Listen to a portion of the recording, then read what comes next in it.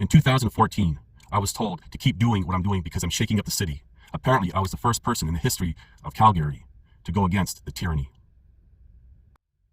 Hello, it's December 2023, and I'd like to do a real quick video inspired by a news article a really good friend of mine had sent me recently, and it ties in with the topic I've been really focused on for the past decade, and that is police, judicial, and political corruption in the city of Calgary, Alberta, Canada. Now, this type of corruption can be found anywhere, but my focus has been in Calgary, Alberta. Now, before I continue with this video, I just want to stop and make something very clear. I've done this before over the years because it appears over time people misinterpret or misunderstand where I'm coming from. I'm not against police. I'm not against the courts,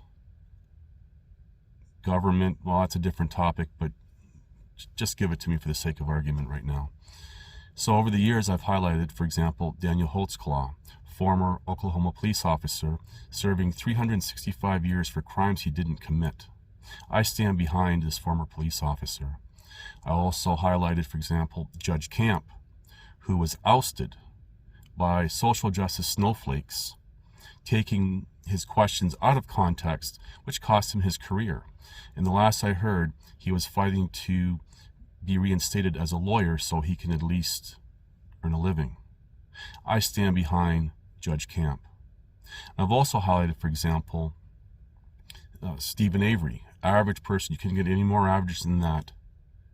He's serving another life sentence for crimes he did not commit. And all three of these stories are tragedies, and I stand behind all these. My focus has been over the past decade injustice. And injustice is a form of tyranny. And I've been trying to really highlight how a plethora, endless amount of unheard cases that people never heard of or don't even care about set a precedent for bigger tyrannies. But now I digress. So I just want to make very clear, my issue is injustice. It doesn't matter who it's against or what profession or person or anything. That is my focus. Now, this news article talks about how 88 police officers had resigned in Calgary as well as Edmonton, Alberta, before any repercussions for their wrongdoings. And it was really fascinating and saddening to see this playing out. Now, these cases go back all the way to 2012, and the two former police officers of my story, John Hayhurst, who went into become a private investigator and who's been dinged for illegally using police computer databases, and Richard Kinnell, who went into sales, they would be considered part of this 88 over the past 11 years, according to this article, who left before any repercussions. Now, this problem, people are focusing on police officers. And yes, that's the problem. However, that's only the surface of the problem. Now, over the years, I've highlighted how through the new vetting processes to become a police officer has been so lowered that they're pretty much hiring anyone. So we have the wrong people being hired. And I've also highlighted how we have, for example, the wrong people training wrong people. So this is definitely a huge problem.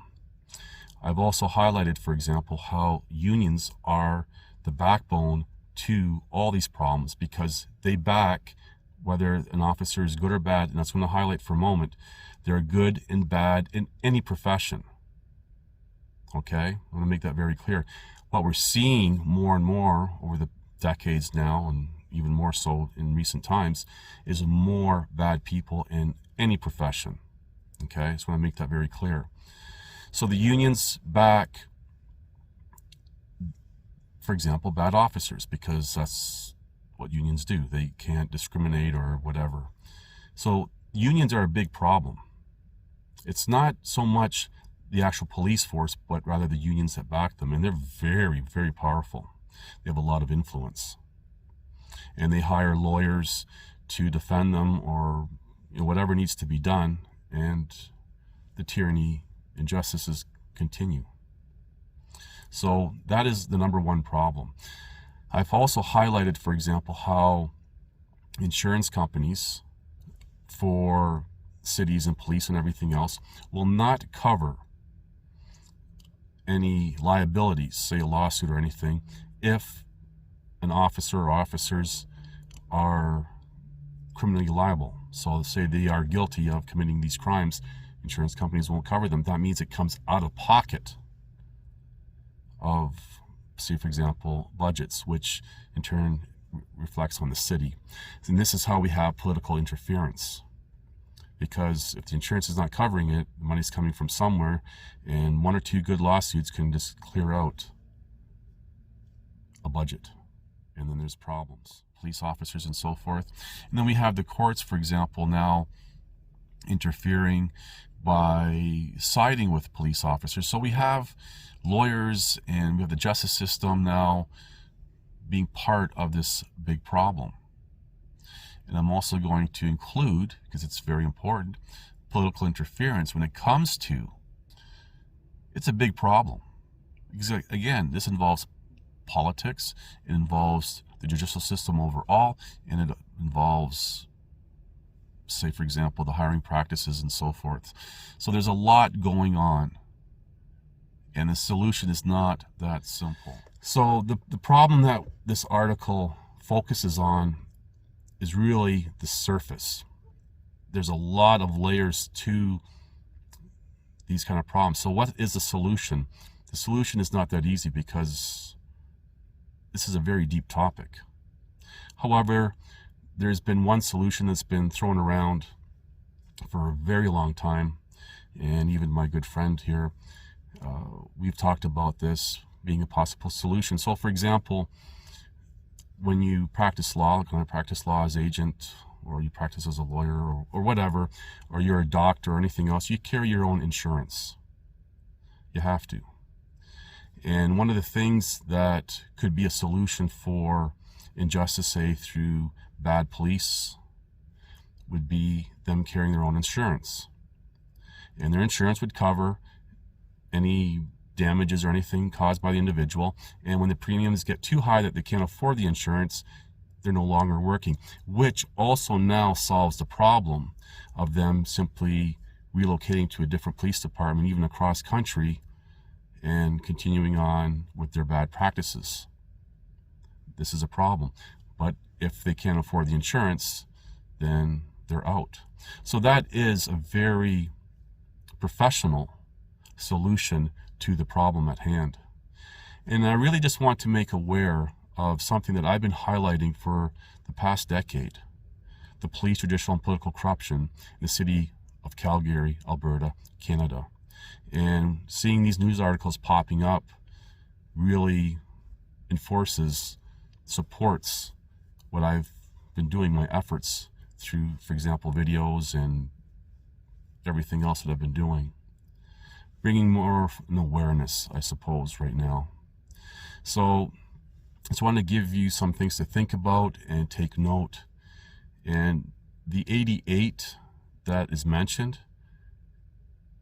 that's probably nowhere close to the actual numbers. So just keep that in mind as well. Anyway, thank you for watching. Please like, subscribe, comment, and share.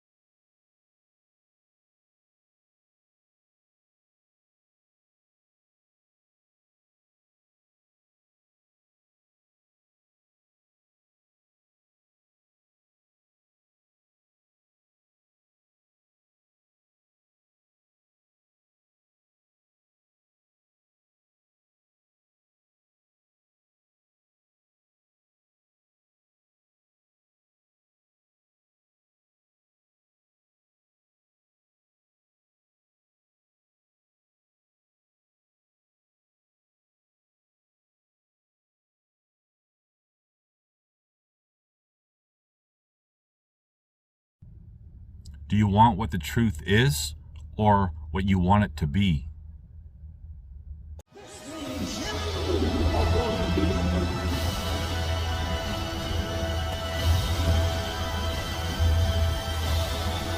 Listen to this and write it down if you can't remember it. You're never going to outgrow warfare. You simply must learn to fight. I hear people saying to me, oh, when is it going to get easier? When you die.